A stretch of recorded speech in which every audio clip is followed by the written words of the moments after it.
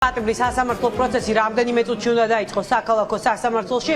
ყველაზე დიდ დარბაზში, სადაც 150 კაცი ეტევა უკვე შეიყვანეს ბრალდებულები და რამდენიმე წუთში გაიხსნება სხდომა.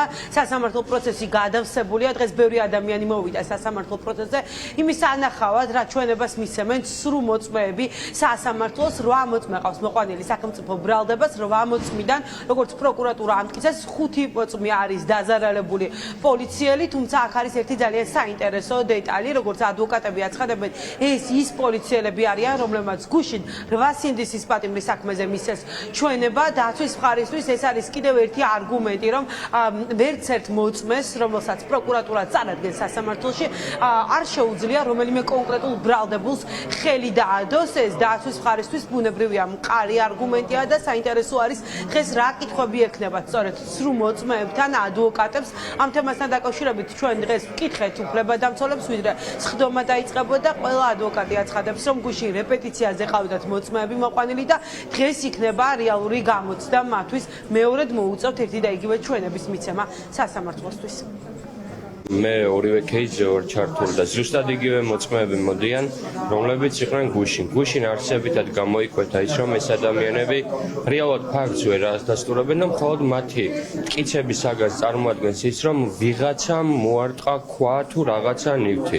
ასევე ურთიერთგამომრიცხავი ჩვენებები მისცეს იმასთან დაკავშირებით, თუ როგორი განათება იყო და განათებიდან გამომდინარე შესაძლებელი იყო თუ არა აღქმა იმის რა და როგორ განხორციელდა. დღეს რომ ჩვენებას მისცემენ, თუ იქნება რაიმე ურთიერთსაწინააღმდეგო გუშინელთან შედარებით, რადგან გამოდის, რომ გუშინ რეპეტიცია გაიარეს, მე ამოვიღებ ამოქმს და უკვე ამ საქმეში დავუთავ. მოლოდინები არის ის, რომ დღესაც ვერ შეძლებენ ფაქტობრივი გარემოებები დაადასტურონ, უბრალოდ წინა პროცესიდან გამომდინარე ცოტა სასაცილო დღეს ჭზღერს, მაგრამ რეპეტიცია ექნებათ გავლილი. ეს ადამიანები არ არიან შემთხვევაში ამ საქმეს და შესაბამისად ამ საქმეს ირგული მათ მიმართ ჩვენ ბევრი კითხვა არ გვექნება, იქნება მთავარი კითხვა, რომლითაც მათ უნდა დაადასტურონ ან უარყონ ზიანი, რომელიც მიიღეს, ეს მიაყენა ანდრე ჭეჭინაძემ რაიმე სახის უკანონო მოქმედებით თუ არა. ჩვენი მხარე აპელირებდა, რომ არსებობს მტკიცებულება, სადაც სპეცნაზმის თანამშრომელი გოგონას 19-დან 21 წლამდე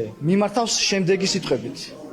მოდი აქ უნდა ცუდი სიტყვა და გაგაუპატიუროს ასპექტით არის ეს ყველაფერი და მიმართავს ძალიან ცუდი ტონალობით და ასე შემდეგ. შესაბამისად გვაინტერესებს, წარმოადგენენ თუ არა ამ უწყებას, იყვნენ თუ არა თავად ის ადამიანები, ვინც ასე ექცეოდნენ მოქალაქეებს და გვაქვს საზოგადოებას მოქალაქეებს უფლება თუ არა გავანეიტრალოთ აღნიშნული სტრუქტურის მსგავსად მოქმედი პერსონები. ბრალდება არის ორგანიზებული ჯგუფი, რომელიც შეიკრა ძალადობის ჩასადენად. არ არის ჯგუფი. ჯგუფის წევრები ერთმანეთს არ იცნობენ. არ არის ორგანიზატორი. არ არსებობს არანაირი ერთიანი გეგმა და არ არსებობს ძალადობრივი ეპიზოდები. არ არსებობს ადამიანი, აი ამ გრძელი სიიდან, რომელიც ჩამოწერა ბრალდებამ, ვინც იტყვის, რომ რომელიმე მათგანმა, მაგალითად ანდრო ჭეჭინაძემ მომაყენა რაიმე დაზიანება, რომ იძალა და რომ ჩაიდინა დანაშაულებრივი ქმედება. არ არსებობს. აი ამ აბსურდზე ვლაპარაკობ ჩვენ. ეხლა ვცდილობთ ვაჩვენოთ ყველა მოწმის და დაზარალებულის დაკითხვის დროს ეს აბსურდულობა. დაცვის მხარესთან ერთად სინდისის პატიმრების გულშემატკივრებსაც აქვთ კითხვები სრულ მოწმეებთან. მათ აინტერესებთ, რას ნიშნავს პოლიციელებისთვის, აქ მოსული პოლიციელებისთვის სიტყვა სამართალი და პასუხისმგებლობა. ხვდებიან თუ არა, რომ მომავალში შეიძლება მათ მიერ მიცემული ჩვენება მათ წინააღმდეგ იყოს გამოყენებული და აცნობიერებენ თუ არა, რომ ახლა სინდისის პატიმრებს ისინი ბევრი წლით მათი ჩვენებით ციხეში უშვებენ. ყველა ადამიანი, ვინც დღეს სასამართლო პროცესზე არის მოსული, აცხადებს, რომ სრულ მოწმეებს აუცილებლად დაიმახსოვრებენ. ველოდები ცოტა რაღაც განსხვავებულ მონოსპექტაკლს სამხედროების მიერ დადგმულს, იმიტომ რომ როგორც გუშინდელი პროცესებიდანაც ნახეთ, სრულ მოწმეები რეალურად განცხადებები არის შემდგომი, რომ არ ვიცი, ზუსტად ვერ გეტყვით, ვერ დავინახე, ესე შემდეგ და ასე შემდეგ. რაღაც სამასო გითხრათ, ცოტა რაღაც წულკინის მიერ შექმნილ კომისიას მაგონებს ეს პროცესები, რა პროცესებიც ბიჭების შემთხვევებში არის წარმოდგენილი, არ ვიცი, ძალიან დიდი მოუთმინება და გამძლეობა გუმართებს, იმიტომ რომ ძალიან რთული ემოციების და იმ ვთქვათ ბრაზის შეკავება, რაც დარწმუნებული ვარ მოყვება დღევანდელ სასამართლო პროცესებს, მაგრამ ტყუილს მოკლეფეხი აქვს და ჩვენ ნამდვილად გავიმარჯვებთ. ყველაფერში არიან ცრუ, არაფერს სიმართლეს არ ამბობენ, იგივეს გაიმეორებენ, რასაც არის. რაც არ უნდა ისაუბრონ, რაც არ უნდა თქვან, ჩვენი შვილები არიან ცამდე მართალი ყველანი და გამართლებიან ბოლო-ბოლო. ჩვენ უკან არ დავიხევთ ბრძოლა ბოლომდე და ცეცხლი ოლიგარქიას. ერთი კითხვა მაქვს, რატო იტყუებიან?